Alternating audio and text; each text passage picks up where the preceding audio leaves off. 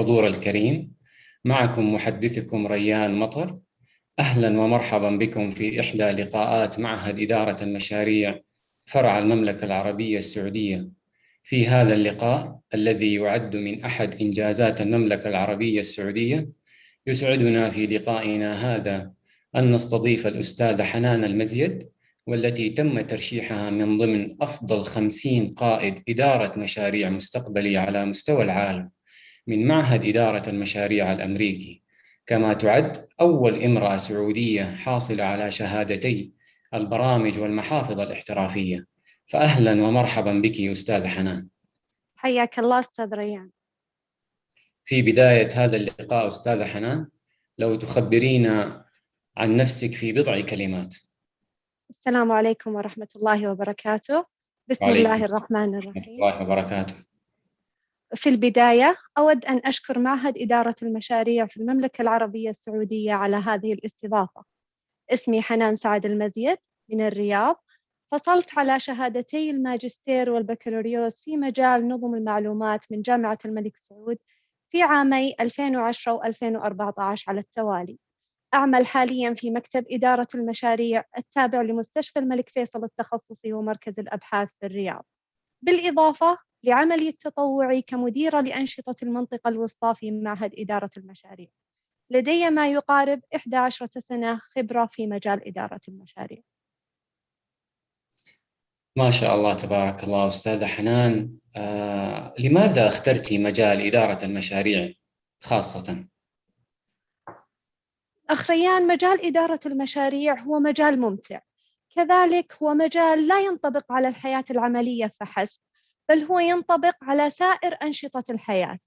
فعندما صحيح. تشتري سيارة أو منزل أو تخطط لرحلة سفر، فأنت في الحقيقة تدير مشروع تحتاج إلى إدارة للوقت، إدارة للتكلفة، إدارة لنطاق العمل والموارد.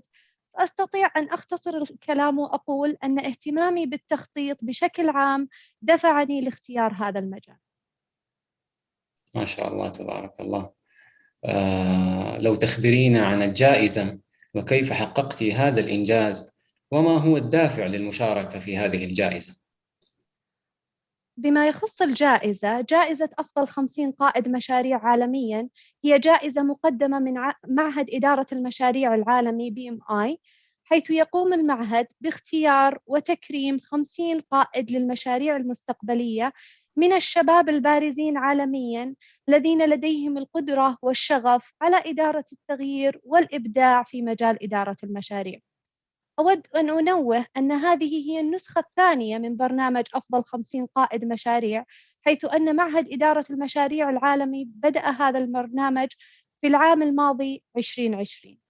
أما عن ما يتعلق بالرحلة وكيف استطعت الوصول لهذا الإنجاز، بدأت الرحلة حقيقة منذ عدة سنوات من خلال عملي في تأسيس مكتب إدارة المشاريع في مستشفى الملك فيصل التخصصي ومركز الأبحاث، حيث ساهمت في تطبيق أفضل السياسات والمنهجيات الاحترافية، كما أتيحت لي الفرصة لإدارة مشاريع وبرامج التحول الرقمي التابعة لمجال الرعاية الصحية، بالإضافة لمشاركتي اليومية في المتابعة والإشراف على معايير الأداء لأكثر من 100 مشروع على مستوى المنظمة، سواء بالرياض أو جدة أو المدينة المنورة. يشمل ذلك وضع الخطط، إدارة المخاطر، إدارة الموارد. هذه الإنجازات أهلتني ولله الحمد للتقديم على هذه الجائزة. تبع ذلك عدد من المقابلات من قبل المعهد، ويسعدني أني تخطيت هذه المراحل وأصبحت الحمد لله من ضمن القائمة النهائية المعلنة. أما ما يتعلق ما هو الدافع للمشاركة في هذه الجائزة، هو ما تحققه هذه الجائزة من أثر كبير على المساهمة في تمثيل تميز المملكة العربية السعودية في مجال إدارة المشاريع عالميا. ما شاء الله تبارك الله. سوف نسلط الضوء قليلا على الجائزة، ولو تخبرينا ما هي المعايير الأساسية التي تم التقييم عليها بخصوص هذه الجائزة؟ تقييم حقيقة أخ ريان يتطلب عدد من المتطلبات، تشمل الإنجازات، الخبرات، المؤهلات العلمية، كذلك القدرة على إدارة التغيير والإبداع في مجال إدارة المشاريع، بالإضافة إلى مواجهة التحديات خلال هذه الجائحة. تبع ذلك عدد من المقابلات. ما شاء الله. بالنسبة لكل إنجاز يواجهه الإنسان في حياته العملية أو العائلية توجد تحديات، فما هي أبرز التحديات التي واجهتك في هذه الرحلة للحصول على هذه الجائزة؟ أوافقك الرأي أخ ريان، طريق النجاح عادة هو طريق مليء بالتحديات، ولكن أود أن أقول أن التحديات هي التي تخلق الفرص. واجهت في طريقي في الحصول على هذه الجائزة بعض التحديات. التحدي الأول كان خلال تطوير مجالي المهني للحصول على شهادتي البرامج والمحافظ الاحترافية خلال عامي 2018 و2019 على التوالي. التحدي كان هو غياب العنصر النسائي من السعوديات ضمن قائمة حاملي تلك الشهادات. كما تعلمون جميعاً أن من الجيد أن يبدأ الإنسان من حيث انتهى الآخرون، ولكن كان لدي دافع. صحيح، لا، ولكن كان لدي دافع لأن أكون من ضمن السباقات في هذا المجال لنقل المعرفة للزميلات من بعدي. أما عن كيف تغلبت على هذا التحدي، بعد توفيق الله بالبحث وإدارة الوقت والتطوير المستمر. كذلك أحد التحديات كما تعلمون جميعاً أن مجال إدارة المشاريع مجال يغلب عليه عنصر الرجال، ولكن في الحقيقة دور النساء هو دور مكمل للرجال، فنحن لسنا في مجال منافسة، بل كلانا مكمل للآخر. نحن نتعلم من إخواننا الشباب، من خبراتهم، ننال من بحر معرفتهم، فالمؤسسات والمنظمات تنجح بموظفيها ذكوراً وإناثاً. كذلك أحد التحديات هو التشجيع الذاتي. كما تعلم أن أخ ريان أن مجال إدارة المشاريع مجال متجدد، يحتاج الإنسان أن يبقى على اطلاع لكل ما هو جديد في المجال، مما يتطلب التركيز، منح الجهد والوقت. كذلك الموازنة ما بين العمل والتطوير المهني إلى جانب الحياة الشخصية. ولكن كعادة المرأة السعودية تتخطى الصعاب، كما قال سمو ولي العهد الأمير محمد بن سلمان حفظه الله ورعاه: أعيش بين شعب جبار وعظيم لا يعرف المستحيل. فعلا لا يعرف المستحيل. بالنسبة لهذه الرحلة التي بدأت من عام 2018 إلى تاريخه وحصولك وتتويجك على هذه الجائزة، ما هي الخطوة المستقبلية لنقل العلم والمعرفة في المجتمع؟ حقيقة الخطط المستقبلية كثيرة. كوني في مجال التطوع، وكوني أعمل في مديرة لأنشطة المنطقة الوسطى في معهد إدارة المشاريع بالمملكة. كما تعلمون أن عدد المتابعين لصفحة المعهد في اللينكدين يقترب من 45 ألف متابع. لذا أسعى لتوجيه الجهود بالتعاون مع زملائي المتطوعين وزميلاتي المتطوعات لتشجيع التميز في مجال إدارة المشاريع من خلال تقديم الندوات والمؤتمرات، كذلك عقد الاتفاقيات، بالإضافة لتنظيم مسابقات التميز سواء على مستوى الأفراد أو المؤسسات في مجال إدارة المشاريع. على سبيل المثال، على هذه الجهود تنظيم لقاءات دورية للحوار مع القادة التي تهدف لاستضافة قادة تنفيذيين ومشاركة خبراتهم وإنجازاتهم مع المجتمع. كذلك أتطلع لتقديم ندوات تعريفية بإذن الله عن إدارة المشاريع للطالبات في كافة الجامعات، بالإضافة لنقل المعرفة من خلال التدريب والتوجيه ضمن نطاق بيئة العمل. علاوة على ذلك بإذن الله أسعى لمبادرة شخصية ضمن مسؤوليتي الاجتماعية كمواطنة لمساعدة إخواتي الزميلات الراغبات في الحصول على مثل هذه الشهادة الاحترافية. حاليا المملكة ولله الحمد بالمركز الأول على مستوى العالمين العربي والإسلامي في عدد الحاصلين على الشهادات الاحترافية، كما حازت المملكة على المركز الثاني عالميا بعد الولايات المتحدة في عدد الحاصلين على شهادة المحافظ. لذا نسعى جاهدين أن تظل المملكة من أوائل الدول المتقدمة في مجال إدارة المشاريع. نعم صحيح. وتعقيبا على الشهادات المهنية، بصراحة لوحظ في الآونة الأخيرة أو في الفترة السابقة الحصول من المملكة العربية السعودية بشكل يومي تقريبا على ناجحين وناجحات في مجال إدارة المشاريع. باعتقادك أستاذة حنان، بعد الحصول على هذه الجائزة والتي يتم تقييمها من معهد إدارة المشاريع الأمريكي وعلى مستوى العالم، ما هو الأثر أو كيف سوف تؤثر هذه الجائزة على مسارك المهني؟ سؤال ممتاز. أخ ريان، نحن نعمل ضمن منظمات قيادية أحد أهدافها الرئيسية هو تطوير رأس المال البشري، فبإذن الله سيكون لهذه الجائزة أثر إيجابي في فتح أبواب وآفاق أوسع في مجال العمل، مما يتيح لي الفرصة لنقل هذه المعرفة على نطاق أشمل. ممتاز ممتاز. ذكرنا فيما سبق موضوع الناجحين والناجحات في شهادات الاحترافية فيما يخص مجال إدارة المشاريع. بحكم خبرتك وبحكم حصولك على هذه الجائزة، كيف ترين مستقبل مدراء المشاريع في المملكة العربية السعودية؟ مستقبل مدراء المشاريع في المملكة بدأ انطلاقا من رؤية المملكة 2030 وما تبع ذلك من إنشاء مكاتب لتحقيق هذه الرؤية، رافق ذلك زيادة في عدد المشاريع والبرامج التي تهدف لتحقيق الأهداف الاستراتيجية.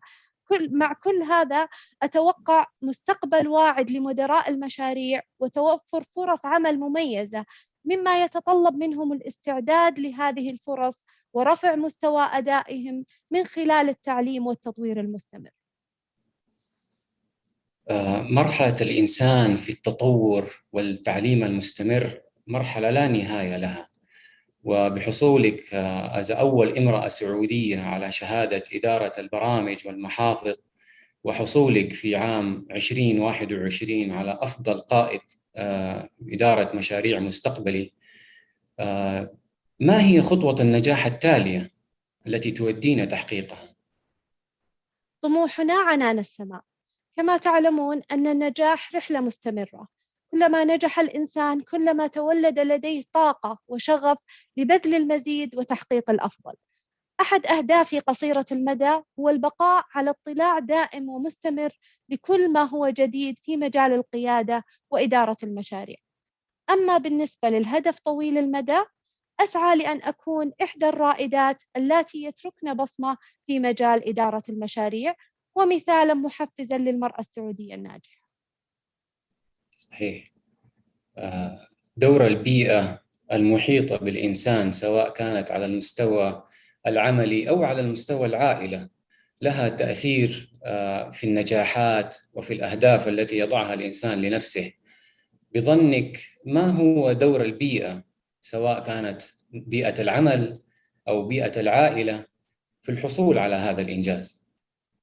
تماما أتفق معك، لا شك أن البيئة لها دور فعال في النجاح، وأنتهز هذه الفرصة بعد حمد الله لشكر كل من دعمني وساعدني لتحقيق هذا النجاح، وفي مقدمتهم والدتي الغالية التي طالما شجعتني على الاستمرار لتعلم كل ما هو جديد. كما أشكر كافة الزملاء العاملين والعاملات في معهد إدارة المشاريع، وعلى رأسهم رئيس المعهد القائد الملهم سعادة المهندس بدر بورشيد، على كل ما يقدمه من جهود جبارة لرفع مستوى التميز في مجال إدارة المشاريع في المملكة العربية السعودية، سواء على مستوى الأفراد أو على مستوى المؤسسات. كما أتقدم بالشكر الجزيل لمنبع الخبرة مستشفى الملك فيصل التخصصي ومركز الأبحاث، وأهدي هذا النجاح لوطني الغالي المعطاء المملكة العربية السعودية، وأخص بهذا الإهداء المرأة السعودية ومعهد إدارة المشاريع بالمملكة. المملكة العربية السعودية في سابق الزمن كانت تتذيل ترتيب تمكين المرأة، ولكن في ظل رؤية المملكة 2030 تبوأت المملكة العربية السعودية وسابقت الزمن في الحصول على مراكز متقدمة في تمكين المرأة. ما هو دور ذلك في الحصول على هذا الإنجاز؟ حقيقة أخ ريان، كان للجهود الكريمة المبذولة من قبل قيادتنا الرشيدة ممثلة في خادم الحرمين الشريفين وولي عهده الأمين حفظهم الله من تشجيع وتمكين للمرأة السعودية في مجال القيادة والريادة، وما ترتب على ذلك من تطوير في التشريعات والقوانين والأنظمة المتعلقة بتمكين المرأة، كرفع نسبة فرص العمل من العنصر النسائي. المرأة في هذا الزمن أصبحت سفيرة، كما دخلت في المجال العسكري. كل هذا كان له تأثير كبير على هذا النجاح، بالإضافة إلى ما تقدمه وزارة الموارد البشرية والتنمية الاجتماعية مشكورة من جهود جبارة من خلال مبادرة التدريب والتوجيه القيادي للكوادر النسائية. يوجد برنامج يسمى برنامج قيادات نسائية 2030. كذلك الدعم والتعويض المالي الذي تقدمه لحاملي الشهادات الاحترافية. كانت هذه الرؤية وكان هذا الدعم مصدر إلهام وتحفيز لي. نعم صحيح. وأحب أنوه بخصوص التعويض المالي. المملكة العربية السعودية يعني تسعى في تطوير والعنصر البشري، ونعم هناك تعويض لكل، ليس فقط في إدارة المشاريع، ولكن توجد عدة مشاريع، عدة شهادات أخرى احترافية في عدة مجالات يمكن الإخوة الاشتراك بها ثم الحصول على التعويض المالي. صحيح. في الآونة الآن تمنح دعم مالي كما ذكرت لكل نعم الحاملين الشهادات. صحيح صحيح. في الآونة الأخيرة التركيز على إدارة المشاريع وعلى شهادات إدارة المشاريع من المعهد الأمريكي PMI. هل تنصحي بشهادات أخرى ممكن أن تكون مكملة لإدارة المشاريع؟ حقيقة مجال إدارة المشاريع هو مجال واسع، ينضم تحت عدة مجالات، مثل مجال إدارة الموارد، إدارة الوقت، إدارة التكلفة. ولكن بما يتعلق بالمجال المكمل للمجال إدارة المشاريع، كما تعلمون أن المشاريع والبرامج والمحافظ كلها تؤدي إلى تغيرات في المنظمة، يشمل ذلك تغييرات ناتجة سواء من نتائج المشروع أو فوائد البرامج أو تغيرات بالإجراءات والسياسات. كذلك أحيانا نحتاج إلى دعم من أصحاب العلاقة لنجاح المشاريع. فبرأيي أن مجال إدارة التغيير هو أحد المجالات المكملة لإدارة المشاريع. نعم صحيح. ما هي نصيحتك لفئة مدراء المشاريع الجدد في هذا المجال، وخاصة الطلاب والطالبات وفي الجامعات أيضا؟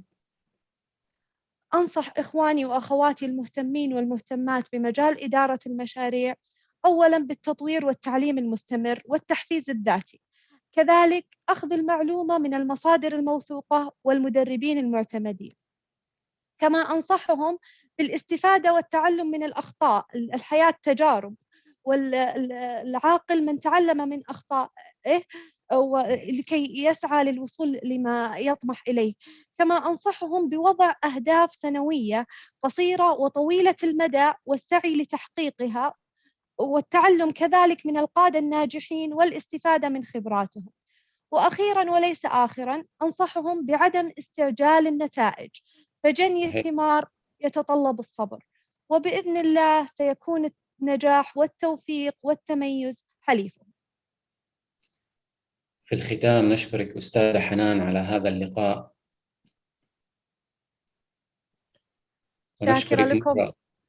شاكرة لكم استضافتكم وشاكرة حضوركم.